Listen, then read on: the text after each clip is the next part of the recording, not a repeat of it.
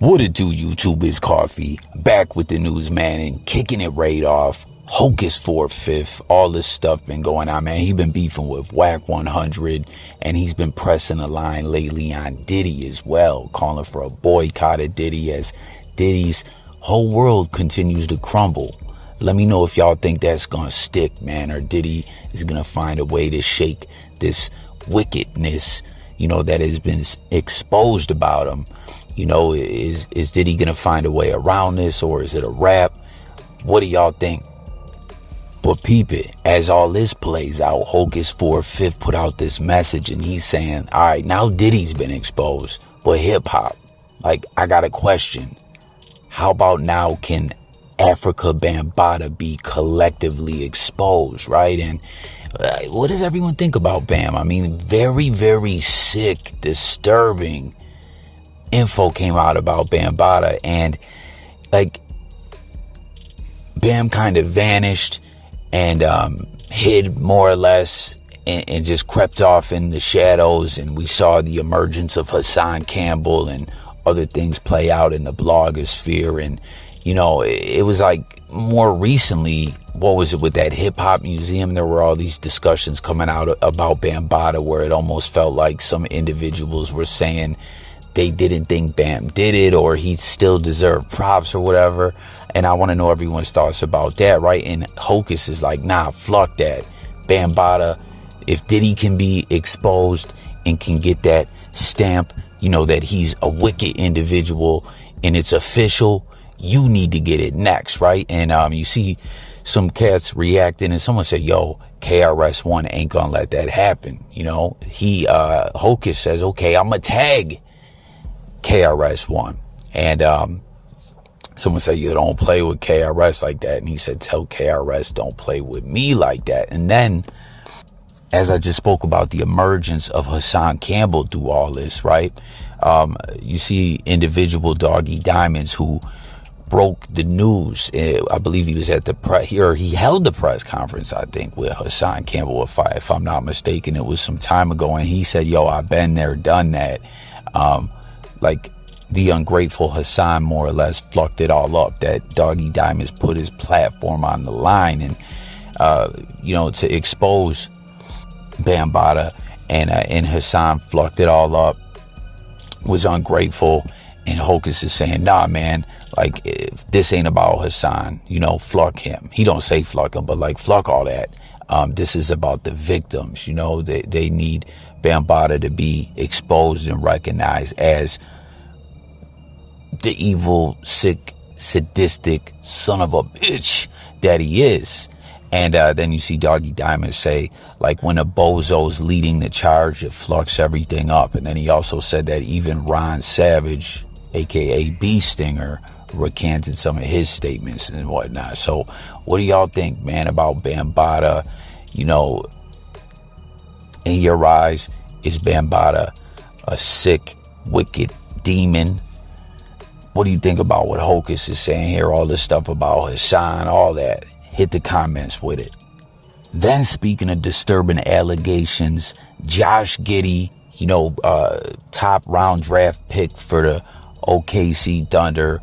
Recently, pictures came out, everything, that he's in his 20s, flucking with a high school girl who's underage. And, they refused to comment on it, the team and Giddey. And listen, there's plenty of evidence out there. This is not cap, right? Well, now word has come out that you see the police are investigating this. They say that they're going to do a thorough investigation. Do y'all think Giddey will go down? There's some individuals talking about the age of consent in Oklahoma is only 16. I don't know exactly how old this girl is. That age of consent is disturbing in a lot of states, that it's so low, man. That ain't right. But some cats are saying this girl is 15, 14. I don't know, man. But what's Giddey doing hanging around high school girls, period, man? That ain't right, man. But it's good to see that the police are investigating this, man. Real talk. He needs to be held accountable. All pervs and peds must be exposed, must be held accountable, must pay the price to throw him in jail, let him rot, fuck it, put him in the dirt. Now, real talk, I just wanted to share this with y'all, man. I found this to be quite funny, man. Mike Tyson doing a whole lip sync battle thing. He did Salt and Pepper, Push It, pause, right? And some of Mike's dance moves were kind of like, yo, pause, right? But Mike was wilding, man. To say the least, Mike was all over the place. He was tripping. But comment with your thoughts about Mike. Let me know if y'all seen this. Now check it out. We got to get to this ADAM22-ish, man. I don't know if you guys seen this, where Desto, Dubb, a whole lot of syrup, Adam's right-hand man in a partnership with him right now, got pressed by figgmunity. Now I see figgmunity talking about who's the mole. Like, are they trolling and clowning around? Is there a mole giving information to the ops and the no jumper? Let me know. I'm not all the way tapped in on everything going on over there at figgmunity worldwide. But like ADAM22, if y'all didn't see, now he waved the white peace flag. He wants no problems. He wants to take the higher road, be the bigger man. And like, this is a real lame move. You know, like I ain't no tough guy, I ain't no gangster, I ain't advocating for violence, but Adam's been talking all that. This is the 22ster-ish and daring individuals to do something and saying they're not going to do nothing and calling everyone out, right? And now his man gets pressed, gets clowned, gets exposed. You see Wack calling him a coward. A lot of people are calling Dubb a coward. And it's like, now Adam don't want no problems and acting like he's too grown and everything for this. Like, yo, why were you talking that ish to everyone, daring them to do something and everything, you know? Because it's like, everyone knows ADAM22 is wild soft and he ain't built like that and he's pussy, right? He wouldn't scrap with milk. Russ and his goons put the beats on him and Adam was crying about it. You know what I mean? And it's like, why, when you know these cats who told you a bunch of times, like, for the ish that Adam did some of the suspect and foul ish, he should have got maxed out and got, you know, hands put on him and everything.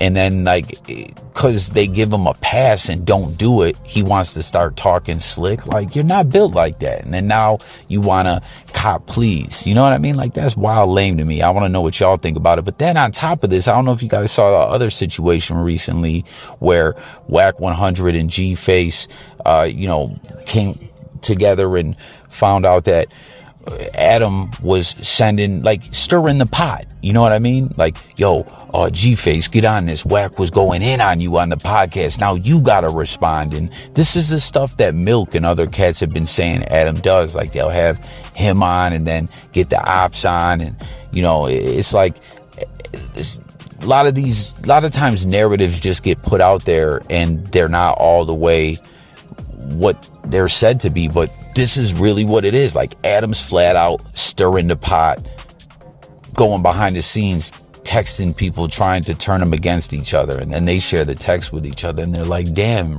bro, you're foul. You know, like, it's not just a narrative, it's facts. He's stirring the pot, he's talking greasy, his man got ran down on it, and now he wants peace. Come on.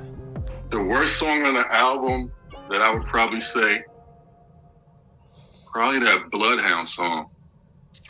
Yeah, I think that's the one with Young Buck. Yeah, with Young Buck, to me, that's the song. When you listen to it sonically, that's the one that sticks out to me. Like, it's like, let's be honest, when that song was done at that time, you know, I heard 50's quote in his comments, and he said that, you know, we was in a kind of a boom bap era and the energy was low. But I would honestly disagree. At that time, there was still, the Southern influence was taking over. You know what I mean? You still had those artists out there. I mean, look, Young Buck, he signed Young Buck because of his influence of coming from, from that era of, you know, Juvenile and all of that type of sound was still kind of rocking. 50 was the one that was bringing the New York sound back. You know what I mean? But with that Bloodhound song, I feel like that was kind of catering to that audience that was happening at the time. So for me, that's the song that sticks out. Sonically, I guess, when you listen to it. But, you know, in my humble opinion, to me, that's the point. I mean, if you got a track like that along with the other tracks that Dr. Dre did, and those type of things, then it's not going to sound the same because I'm not Dr. Dre. You know what I'm saying? And also just when it was done, it was a different frame of mind and a different way of thinking. So when you're trying to blend those two things together, I can see that. And then last up, man, that was Six Figure Digga who did the beat to Many Men. And I didn't know this, that 50 Cent recently said in an interview as we are at the 20th anniversary of Get Rich or Die Trying, one of the greatest albums of all time, one of the most amazing rollouts and debuts and everything. The way that whole project came out, like 50 Cent took the game over. It was insane, you know? But I didn't know 50 Cent Many Men was his least favorite track. Like I could have swore I've seen interviews before it came out where he was talking like that this song was meaningful and everything to him. I mean, maybe it wasn't, like you see he's talking about sonically, it just didn't match. But I like when an album have different sounds and varieties of tracks, you know, and he did that very in-depth video with Mekhi Phifer and everything where it was like a movie and it was, you know, it played into Fifth's real life experiences, getting shot and everything. I didn't know, you know what I mean? But you heard what Digga said. He thinks the song that didn't fit the most and was the weakest was the Bloodhound Young Buck track. Now, I won't say it was the weakest, but I definitely will say it definitely, to me, stuck out like a sore thumb, like it kind of just didn't belong on the project. I want to know what y'all think. But I don't even really think there is a worse song on that album. It's one of those no-skip projects, you know? But Digga goes on to talk a lot more about the state of hip-hop, other beats he's made, his favorite beats and all that. And I'm going to leave y'all with that. Thank you for watching. Jump in the comments. Let's talk about all this different news topics. We covered a lot on this one. And don't forget to subscribe and hit that like. It's coffee, talking music, news, sports, and more. I'm out of here, y'all. Peace. My favorite record that I probably put out, most people may not be too familiar with it, is the 357 of Cameron. We were doing, people have, in hip hop have used television themes before, but nobody was really trying to sample them and chop them up before. And when that song came out during the Cameron, during that era, 88, 97, 90, 98, you know, Bad Boy was on the scene doing a lot of 80s pops records, whereas that was kind of one of those records that went left field. So that's one of my favorites. Off the top of my head, was that Magnum P.I.? That was Magnum P.I., yes, television show, Magnum P.I. Like I said, you know, a lot of, you know, there was different songs before that in the 80s, you know, they had Inspector Gadget and different things, but they were always being replayed as kind of a jingle. That's kind of why, you know, I did the projects and all of the future projects that I have coming out now, because I don't agree that hip hop is in a crazy state, because you can find the hip hop that you want if you look for it. And that's kind of the problem. Like, you know, people complain about, yo, the major record companies, yo, they take over, yo, and they putting out all this BS and all of that. But at the end of the day, this is the best time ever to kind of put out your own music, make it the way you want. Yeah, the major record labels are going to put out a certain kind of music because that's what they do. They make records. They want to sell records. And that's what they want to sell a certain kind of product that they can multiply into sales. That's been no secret. But, you know, now, today, you can do so many things with music. And that's why I did the person of interest, because, you know, like the famous Toni Morrison quote, if there's a book that you want to read, but it's not out there yet, then you must write it, you know? And that's kind of the thing when I thought about the music business, the same thing. I actually wrote a book called The Beat Game because of that. I was looking for a book on the music business. It wasn't out there. I had some of the experiences that I went through in the business, wrote the book. That's how that came about. And now, you know, almost probably 8 years later, because I think I released the Beat Game in 2015, and now back to doing some music hard, and it's the same thing where I wanted to put out the music that I genuinely liked.